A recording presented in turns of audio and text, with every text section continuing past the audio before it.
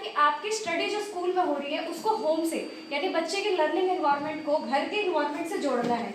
उसको ये बिल्कुल फील ना हो कि स्कूल का एनवायरनमेंट अलग है, घर का एनवायरनमेंट अलग है। जितनी भी चीजें हम लोग स्कूल में पढ़ रहे हैं वो उसके डेली लाइफ से कनेक्टेड है। तो पेडागोजी में ये सिखाती है हाउ टू टीच।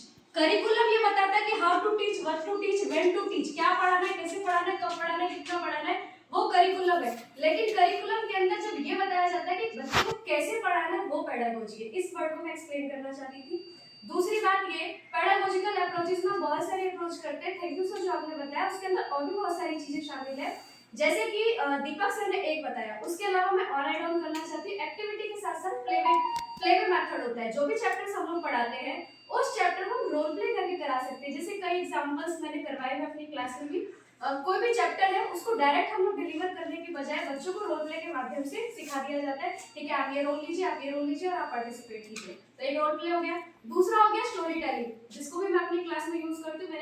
मेरे पास 2 या 3 पपेट है, मैं उनको अपने हाथ में रखती हूँ, कैरेक्टर बना लिया और फिर बताया कि कहानी इसके माध्यम से सुनाना है। एक सिंपली टीचिंग जब हम करते हैं तो बच्चा उतने अच्छे से नहीं सुनता है जितने अच्छे की इस पपेट के माध्यम से सुनता है। तो एक हमारा क्या हो गया रोल प्ले वाला, दूसरा क्या हो गया स्टोरी टेलिंग, फिर एक हो गया पोएम रेसिटेशन। हमारे चैप्टर्स में बहुत सारे चैप्टर में पोएम होती है लैंग्वेज क्लासेस में, है ना। तो पोएम को अगर डायरेक्ट पढ़ना है उससे बेहतर है कि उसको गा गा के पढ़ना। वो एक अच्छा एग्जांपल हमारा हो सकता है। प्रॉब्लम सॉल्विंग मैथ्स में सबसे ज्यादा काम आता है। प्रोजेक्ट बेस्ड मेथड है वो मैथ्स में सबसे ज्यादा काम आता है। जैसे मान लीजिए हम बच्चे को ऑड इवन पढ़ाना है, ऑड इवन पढ़ाना है तो हम क्या करते हैं, उनको कह देते हैं कि आपके गली के आसपास जितने भी गाड़ियां हैं उनके नंबर नोट करके खाली लाना है। अगले दिन हम कहते हैं अच्छा चलिए ठीक है, ये आप करके लेकर आए, अब फाइंड आउट कीजिए इसमें से कौन सा ऑड नंबर है, इसमें से कौन सा इवन नंबर है।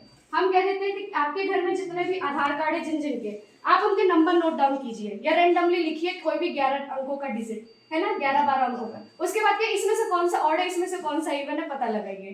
तो इस प्रकार की भी मतलब ये वाला हो गया आपका प्रोजेक्ट बेस्ड। तो प्रोजेक्ट बेस्ड हो गया, क्रिटिकल थिंकिंग वाला हो गया, प्लेवे हो गया, एक्टिविटी हो गया, सो ऑन बहुत सारी है। Thank you.